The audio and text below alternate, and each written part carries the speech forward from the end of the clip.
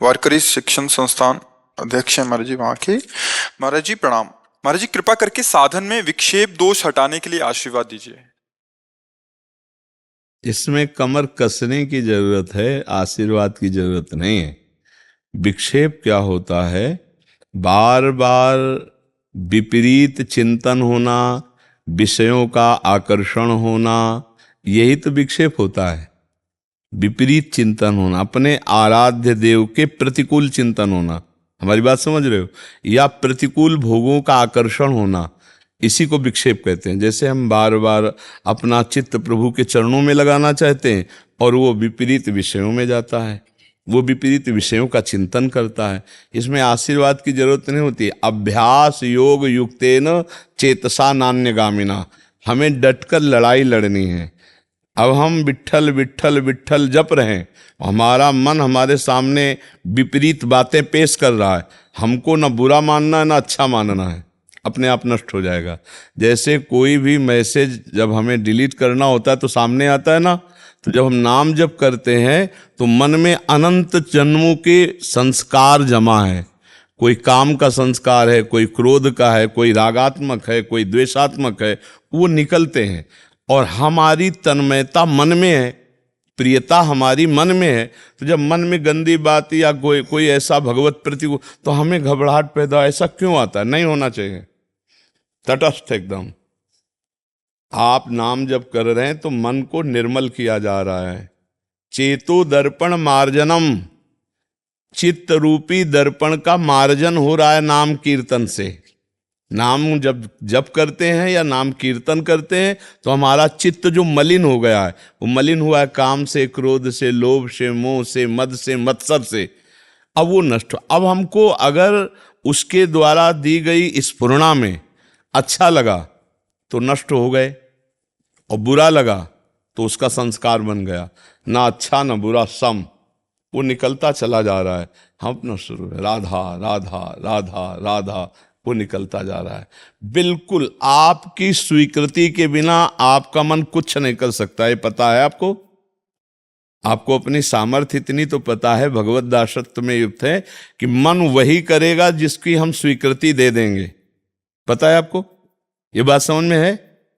मन अपनी मनमानी तभी कर सकता है जब हम दस्तखत कर देंगे, हाँ मैं ये खाऊंगा, मैं देखूंगा, मैं ये सूंघूंगा, मैं ये भोगूंगा, तभी वो कर सकता है, अन्यथा नहीं कर सकता।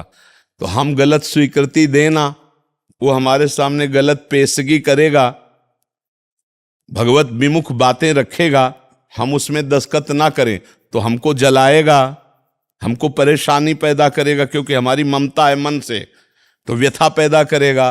तो यम ही न व्यथ्यन्ते पुरुषम पुरुषर्षभ सम दुखा सुखाधीरम स्वमृतत्वाय कल्पते। जो मन के द्वारा दी हुई व्यथा से व्यथित नहीं होता, जो सुख दुख में समान धैर्य धारण करता है, वो अमृत पद का अधिकारी हो सकता है। विचार के द्वारा हम विक्षेप का नाश करें, घबराने की बिल्कुल कोई जरूरत नहीं है। ये आपके अंदर ही नहीं आता, हर साधक के अंदर आता है, हर साधन मार्ग में आता है। हमको विक्षेप से लड़ना है, घबराना नहीं है, अपने आप नष्ट हो जाएगा। ये जो नाम मिला है ना गुरु कृपा से, ये सारे विक्षेपों के मिटिया मेट कर देगा। बस आप इसको निरंतरता बनाए रखें। जो नाम में अंतर बर्दाश्त करता है, जो नाम भूल जाता है, वो अभी कच्चा है। सच्चा साधक वही है जो भारी से भारी विपत्ति या भारी से भारी संपत्ति या अनुकूलता प्रतिकूलता में अपने इष्ट देव का नाम ना छोड़े, नाम ना भूले। त्रिभुवन की राज लक्ष्मी देने पर भी जो आधे पल के लिए भी प्रभु का विस्मरण नहीं करे, वो महाभागवत। त्रिभुवन की राज लक्ष्मी देने पर भी विट्ठल विट्ठल विट्ठल, राम कृष्ण हरि राम कृष्ण, चाहे जैसी परिस्थिति हो, हमारी जिह्वा से नाम न छूटे। विक्षेप क्या कर लेगा? विक्षेप की सत्ता नहीं है और नाम की सत्ता है। जो ही नाम वही नामी। भगवान श्री कृष्ण ने अपनी संपूर्ण सामर्थ्य नाम में रख दी है। भगवान श्री कृष्ण का ये अक्षर अवतार है नाम। कृष्ण, राधा, विट्ठल, वही तो है ना, वही है, दूसरा तो नहीं। राम बोलो, हरि बोलो, कृष्ण बोलो, शिव बोलो, तत्व तो एक ही ना, परमात्मा तो एक ही ना। बस इतना विश्वास कर लो कि जो नाम है वही श्री कृष्ण है, जो नाम है वो इतनी सामर्थ्य रखता है कि श्री कृष्ण को अधीन कर लेगा, अजित को जीत लेगा। नाम जापक अजित को जीत लेता है। ये विक्षेप क्या चीज है? हम घबरा जाते हैं, हम विक्षेप को स्वीकार कर लेते हैं, तभी विक्षेप हमको बाधा पहुंचाता है, नहीं विक्षेप बाधा नहीं पहुंचा सकता। जैसे चार लोग यहाँ कोलाहल इधर कर रहे हों और मुझे नाम जप करना है, तो हम पूरी शक्ति लगाएंगे कि एकाग्रता हमारी नाम में रहे। वो कोलाहल कर रहे हैं, उनका हमारे ऊपर प्रभाव ना पड़े। ऐसे ही अंदर हमको भजन करना है।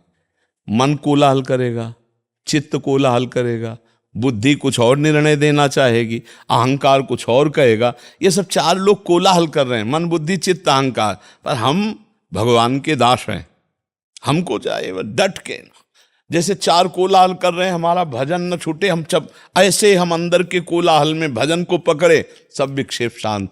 एक दिन मन कृष्णमय, बुद्धि कृष्णमय, चित्त कृष्णमय, अहंकार श्री कृष्ण दासत्व में बदल गया, आनंद ही आनंद आ जाएगा, कोई विक्षेप नहीं रहेगा। भारी से भारी विक्षेप भी तिनके के समान नष्ट हो जाएगा जब हम नाम में प्रीति कर लेंगे। आपको बात समझ में आ रही? इसमें कोई प्रश्न आपका? भूत प्रतिबंध, वर्तमान प्रतिबंध और भावी प्रतिबंध ये विक्षेप करते हैं। पूर्व जन्म की कुछ आदतें कुछ नहीं बिगाड़ सकता, कुछ नहीं। भूत, वर्तमान, भविष्य तीनों को रौंद के निकल जाए, उसी को नाम जापक कहते हैं। क्योंकि जो भी भूत में बीते हुए हैं वो हमारे अशुभ कर्म या शुभ कर्म हैं। कोई वो देवता नहीं, कोई भगवान नहीं, हमारे कर्म हैं। और इस समय हम वो महान कर्म कर रहे हैं, कृष्ण कृष्ण नाम, जो उसको रौंद देंगे। शुभ अशुभ कर्म का विध्वंस करके भगवत प्राप्ति होती। शुभ अशुभ दुर्ग विध्वंस बल तब जयति जयति जग उच्चरे। हम शुभ अशुभ के टांग मारने पर गिर गए, भजन छोड़ दिया, तो हमारी भगवत प्राप्ति के लायक जो मानव देह दी गई थी उसका महत्व तो क्या रहा?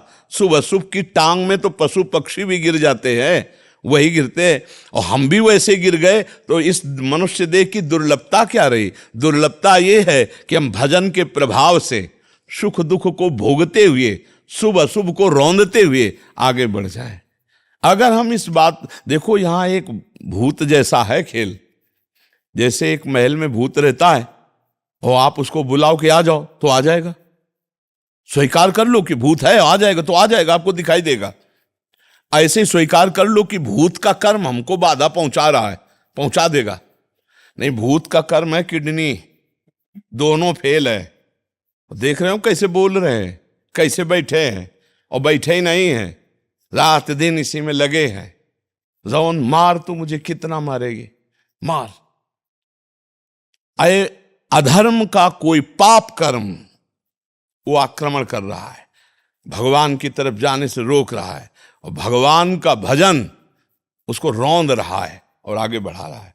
स्वस्थ होते तो शायद ऐसी दिनचर्या ना होती जैसी आज दिनचर्या है। क्या करेगा? है तो भूत कर्म, क्या करेगा? वर्तमान का हमारा कर्म है भगवन नाम, भगवत सेवा, भगवत आराधना। ये भूत को रौंद देगी, भविष्य को प्रकाशित कर देगी। इस बात को मानते हैं कि नहीं मानते? तो भूत हमारे शरीर पर प्रभाव डाल सकता है, हमारे भजन पर नहीं। हमारे हाथ कटवा सकते हो, पैर कटवा सकते हो, जबान कटवा सकते हो, लेकिन मेरे माइंड में जो बस गया है राधा राधा राधा, उसको मिटा दोगे। तुम मुझे मार सकते हो, मेरे शरीर को मार सकते हो, मेरे विचारों को नहीं मार पाओगे। जो पूर्व का प्रारब्ध है वो मेरे शरीर को गला सकता है, मेरे शरीर को नष्ट कर सकता है, लेकिन मेरे विचार को नष्ट नहीं कर पाएगा, मेरी भावना को नष्ट नहीं कर। मेरी भावना में प्रभु बैठ गए हैं, अब कोई फर्क नहीं पड़ा। वर्तमान में राधा बोल रहा हूं ना, भूत भी पावन, भविष्य भी पावन। इस पर आप मानते हैं कि नहीं? क्योंकि अगर ऐसा ना होता तो भक्त भगवान को कभी प्राप्त नहीं कर पाते। क्योंकि बड़े बड़े महाभागवतों के भी भूत में, पूर्व में कोई ना कोई पाप कर्म हुए हैं। जैसे बड़े बड़े संतों की, किसी के कैंसर, किसी के कुछ परिस्थिति देखी गई, भोजन नहीं है, चार लोग अपमान कर रहे हैं, बड़ी बाधा पहुंचा रहे हैं, पर क्या भजन में उनके फर्क पड़ा? क्या? महाभागवतों के चरित्र पढ़ के देखो, ऐसी परिस्थिति हुई, समाज उनका विरोध कर रही, कितने बड़े बड़े कष्ट। श्री तुकाराम जी ऐसे महाभागवत कि नास्तिक भी अगर एक बार कीर्तन में पहुंच जाए तो आस्तिक हो ही जाएगा। तो एक चरित्र में पढ़ा था कि एक नास्तिक स्वभाव के थे, उनको प्रेरित किया कि महाराज का कीर्तन हो रहा है, आप भी चलो। तो उनकी रुचि नहीं थी पर गए। पर जब गए उनकी कीर्तन और भावदशा देखी तो बड़े भागवतिक हो गए। अब वो तो भजन में लग गए। उनकी पत्नी को बहुत बुरा लगा कि वो भजन में लग गए, अब उनसे बात नहीं करते ऐसा। तो उसने सोचा जिसने इनको भजन में लगाया एक बार उसको दंड तो देंगे ही हम। तो बड़ी चतुराई से कहा कि आपका तो उद्धार हो गया, क्योंकि आप उनसे एक बार उनको घर लाओ, हम भी चरणामृत उतारे, हम भी पास बैठे, और उधर भगोने पे चढ़ा दिया पानी आग में, 5-10 किलो पानी, और वो खौल रहा है। तो वो गए तुकाराम जी से कहा कि मेरा तो उद्धार हो गया, मेरी पत्नी का भी उद्धार हो जाए, आप घर पधारो। अब वो सरल चित्त संत भगवंत के स्वरूप ही है, वो सहज में आ गए।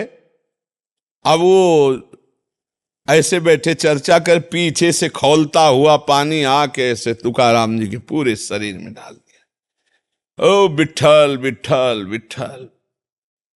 उन्होंने वर्णन किया है कि प्रभु मेरी देह आग से जल रही, प्रभु त्राहिमाम, प्रभु ऐसा प्रभु। अब आप सोचो उस स्त्री के दिमाग में बैठ करके पूर्व प्रारब्ध कर्म ही आया, क्योंकि भगवान के भक्त का कोई बाल बांका कर सके रोष में आकर, ऐसा त्रिभुवन में कोई पैदा नहीं होगा। वो कोई अपना पूर्व कर्म निपटाने के लिए भगवान किसी की भी बुद्धि खराब कर दे। कोई जीव जंतु स्त्री पुरुष कोई भी, मान लो कोई पुरुष है गुस्सा में आ गया मुझे मार रहा है, तो वो नहीं मार रहा, मेरा कोई कर्म उसकी बुद्धि में बैठा और मुझे प्रताड़ित करवा रहा है। तो देखो बड़े बड़े महापुरुषों के जीवन चरित्रों में प्रतिकूलताएं आई हैं, बड़ी बड़ी प्रतिकूलताएं आई, खान पान की भी व्यवस्था नहीं रही, लेकिन उनके भजन में फर्क नहीं पड़ा। भजन में फर्क ना पड़ना, भूत भविष्य वर्तमान तीनों मंगल हो गए। बस यही खास बात है। व्यवधान नहीं आएंगे ऐसा नहीं कह सकते, व्यवधान आएंगे, विक्षेप आएंगे, पर विक्षेप हमें प्रदान करके भजन रुकवा दे इतनी बड़ी बात नहीं है, यदि हम भजन की प्रधानता रखते हैं तो। नहीं तो फिर विक्षेप तो विक्षेप आई है, वो विक्षेप तो पड़ ही जाएगा। बड़े से बड़े कष्ट में भी भक्तजन आनंदित होकर नाम कीर्तन करते हैं, नाम गुणगान करते हैं, जिससे कोई विक्षेप उनको नहीं होता। भारी से भारी विक्षेप, लेकिन कोई हृदय में फर्क नहीं पड़ता। पीड़ा है तो कराह रहे हैं, लेकिन हा विठ्ठल, हा कृष्ण, हा राधा, वही पुकार रहे जो उनको पुकारना है, तो उनको क्या विक्षेप पड़ेगा। शरीर छूट गया तो भगवान को प्राप्त हो गए, क्या फर्क पड़ा। विक्षेप तब माना जाएगा, बाधा तब मानी जाएगी जब हम भगवान को भूल गए और संसार के भोगों में रम गए, तब विक्षेप जय को प्राप्त हुआ, तब विक्षेप जय को प्राप्त हुआ। नहीं तो विक्षेप की ऐसी तैसी हो गई और हम जय को प्राप्त हो गए, क्योंकि विक्षेप पूर्व का कर्म ही तो है ना हमारा, कोई देवता थोड़ी, कोई भगवान थोड़ी है, पूर्व का किया हुआ हमारा कर्म है, जो आकर के हमको रौंदना चाहता तो रौंद ले। लेकिन हम जैसी भी परिस्थिति में अपने प्रभु को पुकारेंगे, राधा राधा राधा। जबान है, श्वास है तो राधा राधा निकलेगा, श्वास नष्ट हो गई तो हम राधा को प्राप्त हो गए, हम प्रिया प्रीतम को प्राप्त हो गए, हम श्री कृष्ण को प्राप्त हो गए, इसमें कोई संशय